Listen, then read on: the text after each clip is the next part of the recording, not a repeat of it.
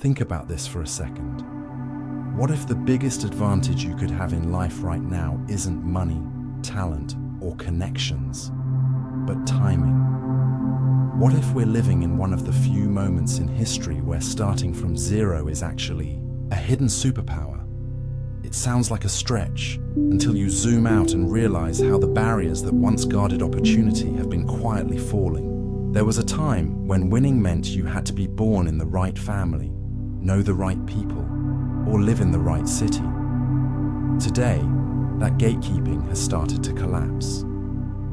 Technology, decentralization, and access to information have rewritten the rules. But here's the twist. While it's never been easier to win, most people still lose.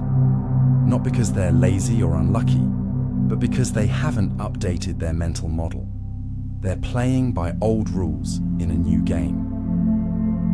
We often imagine success as something rare, reserved for the chosen few, people with some extraordinary trait or backstory, but that narrative is outdated. What actually creates momentum today is consistency, speed, and clarity. You don't need to be a genius, you just need to move. Platforms reward output. Algorithms reward effort. Communities form around transparency, not polish. In this kind of environment, progress snowballs quickly if you take the first step. That's the psychological unlock most people miss. We overestimate what it takes to start and underestimate what we gain just by beginning. Winning today isn't about being better than everyone else. It's about being willing to step in when most are stuck in hesitation. When fear and doubt hold the majority in place, even a small push forward looks like a giant leap. The real enemy isn't competition, it's hesitation. Most people spend their lives rehearsing action in their minds without ever stepping into the arena. They overthink the first move, waiting for perfect conditions, not realizing that clarity only comes from movement. In a world that favors iteration over perfection, the person who acts fast, learns faster, adjusts quicker, and compounds wins before others even begin. This isn't about recklessness, it's about velocity. When you move, even imperfectly, you trigger a feedback loop. Action builds confidence. Confidence fuels more action.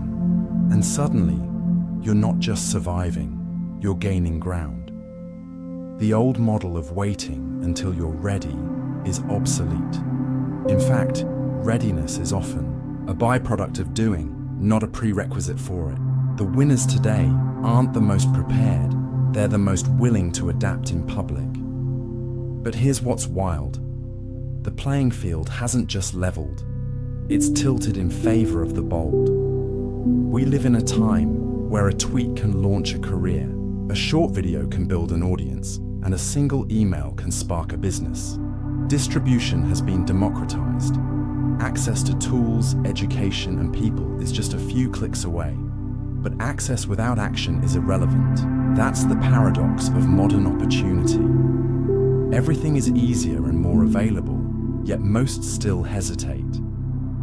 Why? Because fear hasn't evolved at the same speed as opportunity. We're wired to avoid failure, ridicule, and uncertainty.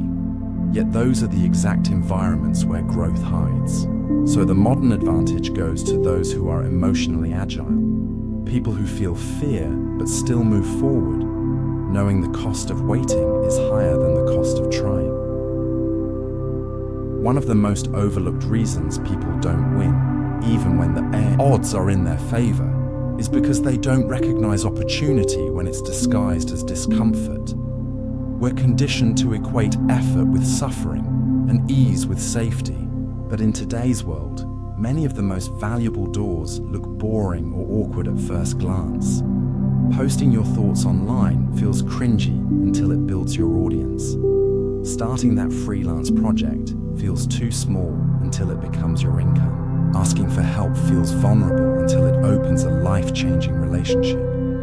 The problem isn't lack of opportunity, it's lack of vision. We miss the tiny levers that lead to big shifts because they don't look glamorous.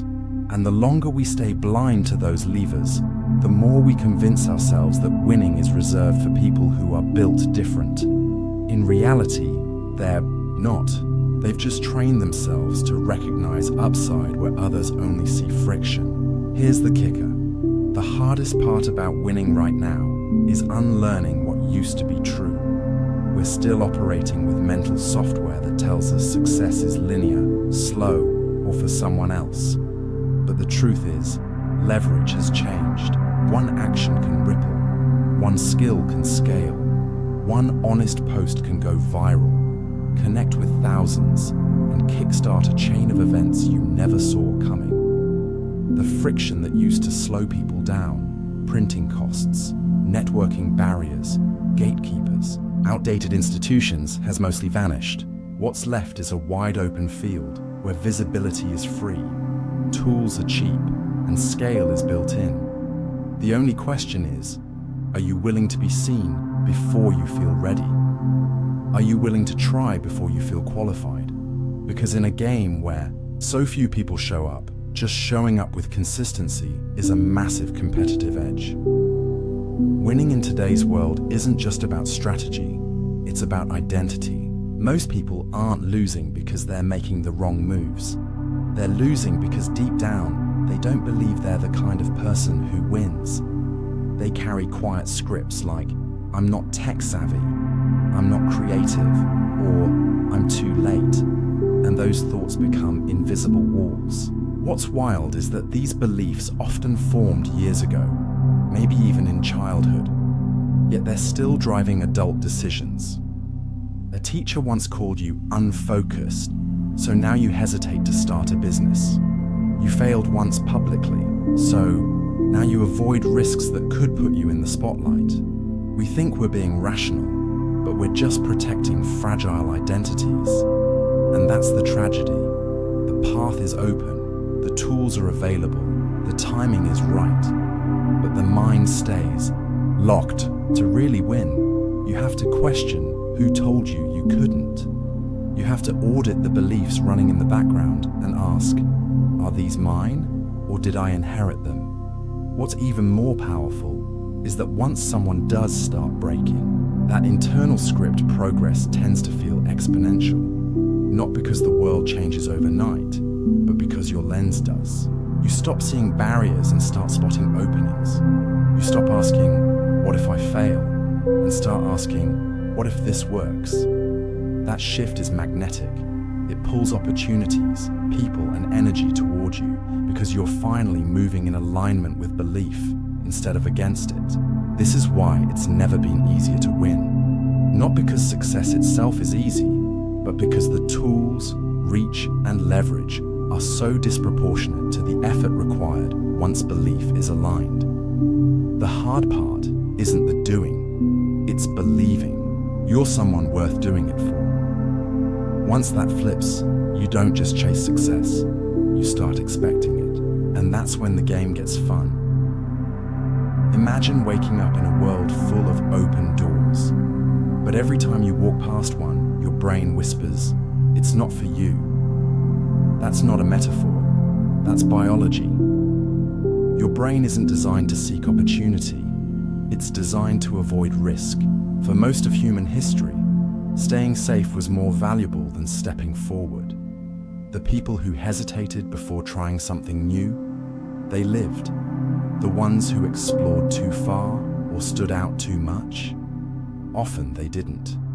That survival wiring is still baked into us today, even though the threats are completely different. Now, putting yourself out there doesn't mean death. It might just mean a little judgment or failure or uncertainty. But your brain doesn't know the difference. It still triggers the same alarm bells, the same freeze response. And that's the irony. We're surrounded by more opportunity than ever, but our instincts are calibrated for a world of scarcity and danger. To win today, you don't need more ambition. You need to update the operating system in your head. This Mental mismatch is why so many people hesitate to speak up in meetings, to launch projects, to post online, to invest in themselves. It's not a logic problem, it's a wiring problem. The brain is excellent at keeping you alive, but terrible at recognizing low-risk, high-reward moves. It overemphasizes short-term pain, like awkwardness or failure, and downplays long-term gain, like growth, leverage, or connection. This is why rewiring your brain for opportunity isn't about becoming fearless. It's about building tolerance, tolerance for uncertainty, for discomfort, for visibility. The more you stretch into these uncomfortable zones, the more your brain learns. This isn't dangerous, this is just new. Neuroplasticity, the brain's ability to adapt, is your greatest weapon. Every time you lean into something you once avoided, you're carving a new mental path. One that doesn't just let you see opportunity, but act on it before your fear catches up. Your brain isn't just reacting to reality, it's filtering it. At any given moment, your mind is bombarded with thousands of bits of information. To make sense of that chaos, it uses a filter called the Reticular Activating System, RAS. Think of it as the bouncer at the door of your awareness. Whatever you focus on, whether consciously or subconsciously, tells the RAS what to let in. That's why when you're thinking about buying a certain car, you suddenly see it everywhere. It's not the world changing, it's your filter adjusting. Now apply that to opportunity. If you constantly believe that life is rigged against you, your brain filters out anything that contradicts that story. But if you start training your focus toward growth, abundance, and possibility, even in small doses, your RAS starts surfacing new paths, people, and ideas you previously ignored. This is why mindset isn't just a motivational buzzword. It's the lens that literally alters your reality. You don't see the world as it is, you see it as you are. So how do you shift that lens? One of the most powerful tools is evidence collection. Your brain is always looking for patterns to support your beliefs, so give it new ones. Keep a log of small wins, celebrate micro progress. Write down moments where taking a risk led to insight, not disaster. Over time, this becomes emotional proof that uncertainty doesn't equal pain. It often equals progress. Another tool? Surround yourself with people who normalize success. Not just the flashy kind, but the kind that starts messy and real. Your brain calibrates to the room it's in. If everyone around you sees failure as feedback, not a verdict, you start absorbing that logic. And with enough repetition, something shifts. You stop defaulting to doubt. You stop overanalyzing every move. You start spotting momentum in places you used to ignore. And that's the beginning of real rewiring, not just in theory, but in lived, embodied change.